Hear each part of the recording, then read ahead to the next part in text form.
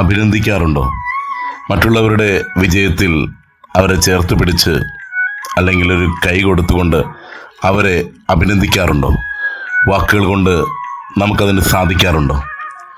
നിഷേധാത്മക വികാരത്തിൻ്റെ അടിമയായവർ അഭിനന്ദിക്കുവാൻ മനസ്സ് കാണിക്കാറില്ല.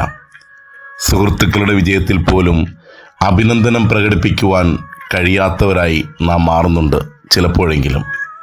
അങ്ങനെയുള്ളവർ ഒരിക്കലും ജീവിതത്തിൽ വിജയിക്കില്ല. നാം ഒരാളെ അഭിനന്ദിക്കുമ്പോൾ നാം വളരുകയാണ് ചെയ്യുന്നത്.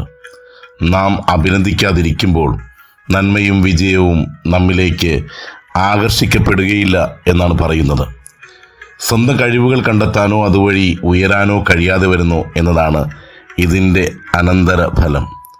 സ്വയം സ്നേഹിക്കുന്നവർക്കേ മറ്റുള്ളവരെ സ്നേഹിക്കാനും അഭിനന്ദിക്കുവാനും സാധിക്കുകയുള്ളൂ. ഒരാളെ അഭിനന്ദിക്കുന്നവൻ്റെ മനസ്സും വാക്കും ലോകത്തെ ഏറ്റവും ശക്തിയുള്ളവയാണ്. അവരൻ്റെ വിജയത്തിൽ അസ്വസ്ഥരാകുന്നവർ ബലഹീനരാണ്. അതുകൊണ്ട് തന്നെ നമുക്ക് ജയിക്കാനുള്ളതാണ്. നമുക്ക് ജയിക്കാൻ വേണ്ടി പോരാടാം. നമ്മുടെ സ്വപ്നങ്ങളെ കൈപ്പിടിയിലാക്കുവാനായിട്ട് പോരാട്ടം തുടരാം. പക്ഷേ കൂടെയുള്ളവർ വിജയിക്കുമ്പോഴും അവരുടെ നേട്ടങ്ങളിലുമൊക്കെ അവരെ ഒന്ന് അഭിനന്ദിക്കുവാൻ നമുക്ക് മനസ്സുണ്ടാകട്ടെ. പൂർണ്ണ മനസ്സോടെ സന്തോഷത്തോടെ അഭിനന്ദിക്കുവാൻ നമുക്ക് മനസ്സുണ്ടാകട്ടെ. മറ്റുള്ളവരെ അഭിനന്ദിക്കുക എന്നുള്ളത് നമ്മുടെ നല്ല വ്യക്തിത്വത്തിൻ്റെ അടയാളപ്പെടുത്തലാണ്.